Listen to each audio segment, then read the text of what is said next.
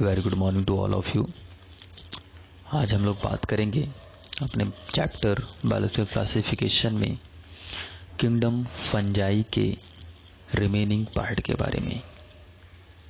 So let's start our lecture. इसके पहले वाले लेक्चर में हम लोगों ने बात की थी कि फंजाई क्या होते हैं, फंजाई के वेजिटेटिव स्ट्रक्चर क्या होता है, उसके बारे में हम लोगों ने बात की थी। उसका किस तरीके से एसोसिएशन होता है, किस तरीके से वो सस्टेन करता है, इन सभी चीज़ों के बारे में हम लोगों ने अच्छे से बात की थी।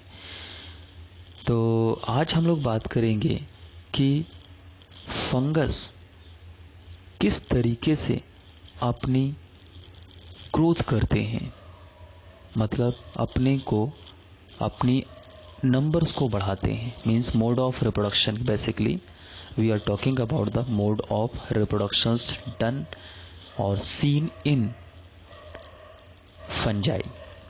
So let's start. You know well that there is basically two type of reproduction process, asexual and sexual one. Asexual basically simple organism में होने वाला reproduction process होता है, जबकि sexual basically complex organism में होने वाला process होता है। तो अगर हम यहाँ पे बात करें, फंगस के केस में बात करें, तो फंगस में एसेक्सुअल में भी सिंपल एंड कॉम्प्लेक्स। एसेक्सुअल में जो सिंपल स्ट्रक्चर्स होते हैं उन्हें हम वेजिटेटिव रिप्रोडक्शन स्ट्रक्चर कहते हैं। जैसे आपको इसमें बर्डिंग, फ्रैगमेंटेशन की हेल्प से रिप्रोडक्शन की जो प्रोसेस होती है उसे हम कहते हैं वेजिटेटिव रिप्रोडक्शन। नेक्स्ट अगर हम ये देखें, जैसे कि कोनिडिया, स्पोरेंजियोफोर, जूस्पोर्स, इन सभी से होने वाले जो रिप्रोडक्शन प्रोसेस होते हैं उनको कहते हैं कॉम्प्लेक्स एसेक्सुअल रिप्रोडक्शन प्रोसेस, और ये बेसिकली होते हैं फंगस में। अब देखिए कोनिडिया क्या होते हैं। कोनिडिया बेसिकली ऐसे मीन्स रिप्रोडक्टिव स्ट्रक्चर्स होते हैं जो एसेक्सुअली जनरेट होते हैं, और टिपिकली आप बात करोगे तो ये आउटर ऑफ द सरफेस निकलते हैं। स्पोरेंजियोफोर का मतलब, जैसे कि अगर आप अभी पढ़ोगे राइजोपस एक ऐसा फंगस होता है जो फ्रूटिंग बॉडी डेवलप करता है। अपनी फेवरेबल कंडीशन जब उसकी आती है तो उसमें फ्रूटिंग बॉडी डेवलप होती है, और उस फ्रूटिंग बॉडी को स्पोरेंजियोफोर कहते हैं। और वो जो स्पोरेंजियोफोर होता है उसमें स्पोरेंजियम या स्पोर्स डेवलप होते हैं, जो नॉर्मल कंडीशन आने पर बेसिकली लिबरेट हो जाता है और न्यू फंगस डेवलप करता है।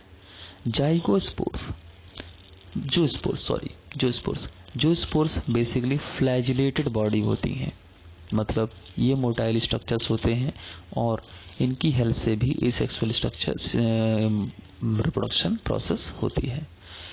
नेक्स्ट बात करें sexual reproduction basically oospore, exospore और बेसिडियोस्पोर से होता है।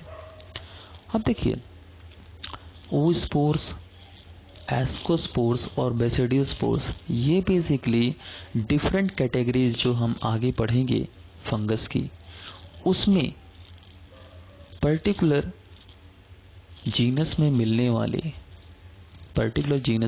वाले पर्टिकुलर फ्रूटिंग बॉडी के अंदर मिलने वाले स्पोर्स होते हैं। या हम ये कहें कि डिफरेंट कैटेगरीज ऑफ जो fungus contains a particular fruiting body which contains a particular type of spores known as a respectively oospores, ascospores and basidiospores. अब आप नॉर्मल केस में भी सेक्सुअल रिप्रोडक्शन की प्रोसेस को जानते होंगे कि हाँ कि नॉर्मल केस में भी 3 स्टेप्स होते हैं, तो यहाँ भी 3 स्टेप्स होते हैं। सबसे पहले अगर हम बात करें तो फंगस में होने वाला जो सेक्सुअल रिप्रोडक्शन होता है वो एक स्पेशल टाइप का है। इसमें क्या, सबसे पहले आपको प्लाज्मोगैमी मिलेगी, उसके बाद कैरियोगैमी मिलेगी और उसके बाद जाइगोट का फॉर्मेशन होगा। अब देखिए यहाँ पे ध्यान देने वाली बात है, प्लाज्मोगैमी का मतलब क्या होता है। प्लाज्मोगैमी का मतलब होता है mixing of cell cytoplasm, basically protoplasms और cytoplasm to non motile gametes, यानी कि कहने का मतलब ये है कि जो पर्टिकुलर बॉडी है, वेस्टाइटिव बॉडी है, वो नॉन मोटाइल गैमेट्स फॉर्म करेगी और उन गैमेट्स के बीच में कि साइटोप्लाज्म जब आपस में मिक्स होंगे तो उसे हम प्लाज्मोगैमी कहते हैं। अब आप ये जानते होंगे कि साइटोप्लाज्म के अंदर ही आपको न्यूक्लियस मिलेगा। तो न्यूक्लियस जब साइटोप्लाज्म का मिक्सिंग होगा तो ऑब्वियस सी बात है न्यूक्लियस की भी मिक्सिंग होगी। तो न्यूक्लियस की जो मिक्सिंग होती है उसको कैरियोगैमी कहते हैं। और कैरियोगैमी और प्लाज्मोगैमी के रिजल्ट के बाद की जो प्रोसेस होती है उसमें जाइगोट बनता है और जाइगोट में मेयोसिस होती है। मेयोसिस का मतलब रिडक्शन डिवीजन, एक ऐसा डिवीजन जिसमें क्रोमोसोम नंबर हाफ हो जाती है इन डॉटर सेल्स, उसे कहते हैं रिडक्शन डिवीजन और मेयोसिस। ठीक है, तो कुल मिलाकर के ये है, आप ये देखोगे कि सेक्सुअल रिप्रोडक्शन में जो फंगस में होने वाला सेक्सुअल रिप्रोडक्शन फॉर्म करता है हैप्लॉइड स्पोर्स। ठीक, ओके।